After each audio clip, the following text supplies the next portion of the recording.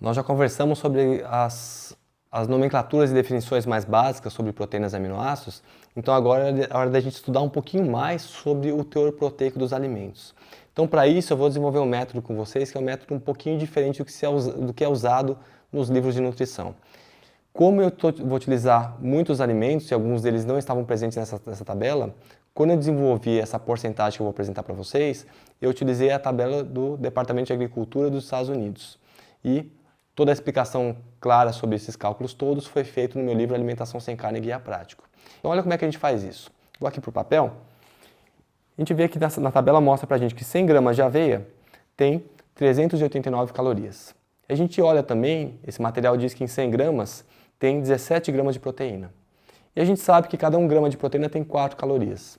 Então eu vou multiplicar esse valor por 4.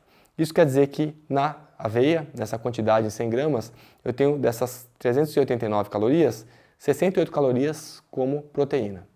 Então eu faço uma regra de 3 simples. Se 389 calorias equivale a 100% das calorias da aveia, 68 calorias equivale a X. Então a gente sabe que 17,4% das calorias da aveia equivalem à proteína. Ou seja, se a pessoa comer só aveia o dia inteiro, mas nenhum outro alimento, ingerir, por exemplo, as suas 2.000 calorias diárias, ela ingeriu 17%, 17,4% das calorias que ela precisa como proteína. Então, a pessoa ela conseguiu ultrapassar os 10% de proteína que ela precisa por dia só comendo aveia. Então eu fiz esse cálculo para grupos alimentares, que é o que eu quero mostrar isso para vocês agora. Então veja só, quando a gente avalia os cereais, em média, 13,3% das calorias deles são provenientes de proteínas, ou seja, ultrapassou 10%, que é o nosso limite mínimo, né? Então cereais integrais, arroz, milho, trigo, centeio, quinoa e todos esses grãos. Dos derivados dos cereais integrais, aí tem os flocos, as farinhas integrais, você vai ter cerca de 14,3% como proteína. Os cereais refinados, arroz branco, pão branco, macarrão branco, ficam com cerca de 10,34% como proteína, lembrando que é importante que fique acima de 10% sempre. As leguminosas, que são os feijões, elas vão ter em torno de 26,34% como proteína. Os derivados de soja, 35,2%. As oleaginosas, nozes, amêndoas, pistache, em torno de 10,9%.